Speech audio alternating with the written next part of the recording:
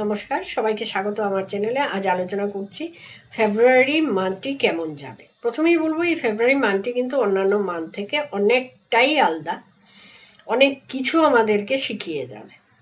কেন বলছি তা নিয়ে আলোচনা করব। প্রথমেই কয়েকটি ডেট বলছি, আপনারা নোট ডাউন করে নিন। 2, 6, 15, 17, 20 অ্যান্ড 27 এই ডেটগুলো কিন্তু মাথায় রেখে তবেই কিন্তু আমরা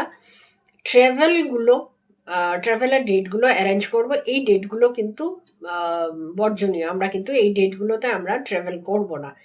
আর কারোর ডেট যদি এগুলোতে বুক করা হয় তাহলে ক্যান্সেল করাটাই আমি মনে করব ভালো। কোথায় কোথায় প্রবলেম হতে পারে? ট্রেন, প্লেন, ভূমিকম্প, এটি হওয়ার এভরি পসিবিলিটি। অ্যান্ড রাজনীতি ক্ষেত্রে একটি উথালপুতাল আসবে, ছত্রভঙ্গ হবে এবং অ্যাক্সিডেন্ট হওয়ার, বিধ্বংস, আগুন লেগে ক্ষতি হওয়ার এভরি পসিবিলিটি। সো এই ডেটগুলো আমাদের বর্জন করা উচিত। কেন এখানে আমরা এই নিয়ে আজকে আলোচনা করছি? প্রথমত বলবো যে কুম্ভ রাশিতে গিয়ে যখনই রবির সাথে মঙ্গল বসে, দুটো ফায়ারি প্ল্যানেট গিয়ে যখনই বসে, তখনই কিন্তু এই ইনসিডেন্টগুলো হয়।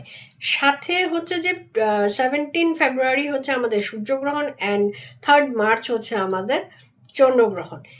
এই সূর্যগ্রহণের সময় 6টি প্ল্যানেট যখনই একসাথে আসবে তখনই কিন্তু কিছু একটি খারাপ সংকেত দিচ্ছে।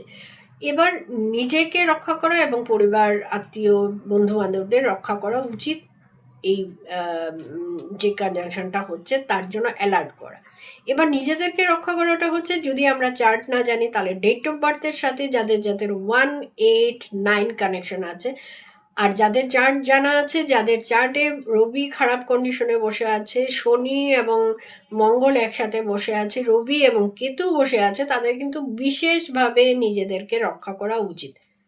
এবং এই যে ডেটগুলো বললাম সেই ডেটগুলোতে কিন্তু জার্নি না করাটাই আমি শ্রেয় মনে করব।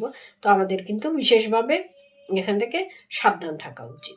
এটি কিন্তু ফেব্রুয়ারি মাসের জন্য আমি প্রেডিকশনটা দিলাম।